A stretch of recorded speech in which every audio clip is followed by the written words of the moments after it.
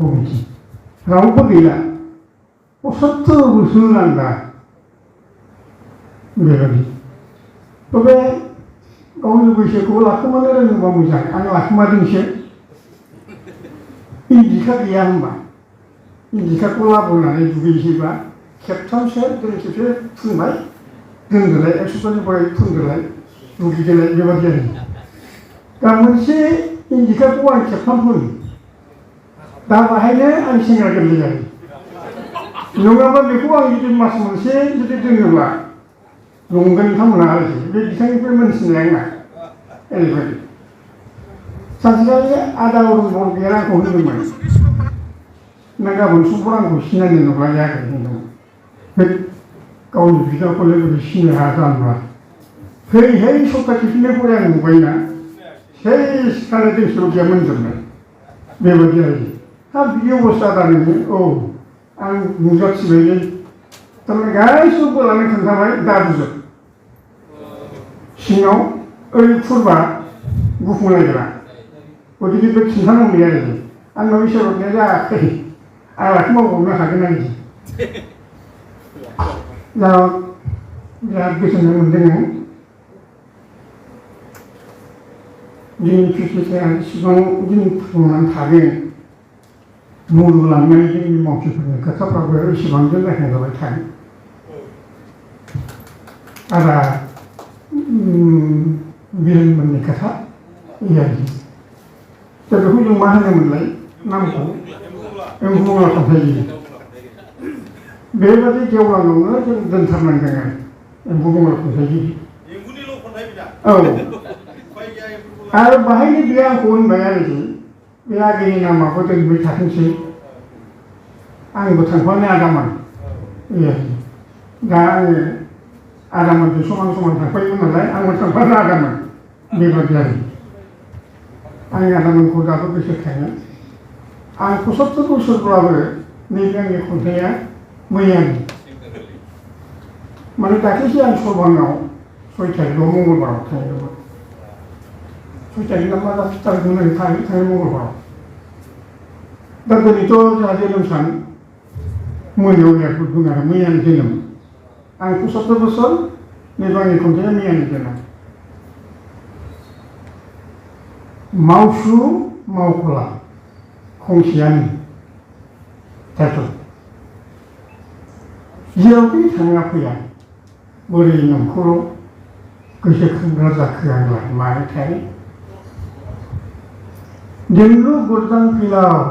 लैथोनि बिखायावबो जाहाजाव बिखुङाव आइमा अखोरां सायाव जेरावखि जाया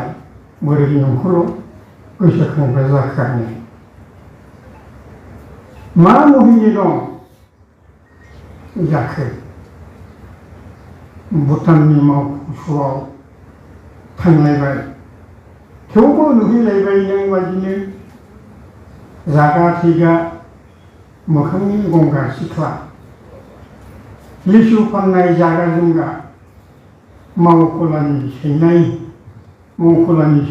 जालांनि दरखङाव माने होनो बे दैयानो बोहैबोयै आफाङाव मावखुलाया आइ दै मुं जाफैदों मावसु मावखुला बे खंसेयानो नाथाय गावसिनाव हारां हाथां अन्थाइजों हाजो खंखर रा जिबौ दारा हायेनाव मोखां नांगा रुगुं फैब्लाथाय थांनो रोङा बिमा जाफारि नों आंजों खन्थाइल' सुजुजानो लुबैयो बेखायनो नों आंल' थायो जरा जुरि होनबानो गिग्रा सतबांसा होनबानो आनजायग्रा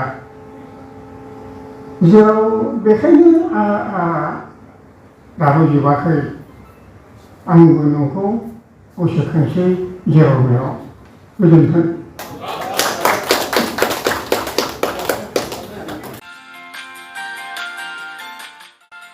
हायर सेकेन्डारि उथ्रिनाय फरायसाफोरनि थाखाय गोजोनथाव खौरां BA सेथि सेमिस्टारनि थाखाय गबिन्द बसुमतारी कलेजाव मुं थिसननाया सोलिगासिनो। गिबि मुं थिसननाय 100 फरायसाफोरनि थाखाय स्पेशल अफार आरो गुबुन गुबुन रोखोमनि बेसेन नाङै क्लासनि खाबु होनानै मुं थिसननायनि हाबाफारिया गबिन्द बसुमतारी कलेजाव सोलिगासिनो।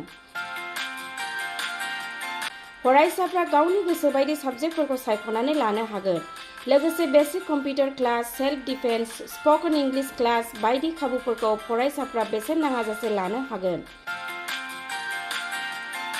बे कलेजाव गासैबो फरायसाफोरनि थाखाय फ्रि बासनि सार्भिसनि राहा आरो बिजाब बाख्रिनिबो राहा दं। आरो बे खेबनिफ्राय भिउ सेन्टार अदेबानि एग्जाम सेन्टार महरै फरायसाफ्रा गबिन्द बसुमतारी कलेजावनो आनजाद होनो हागोन।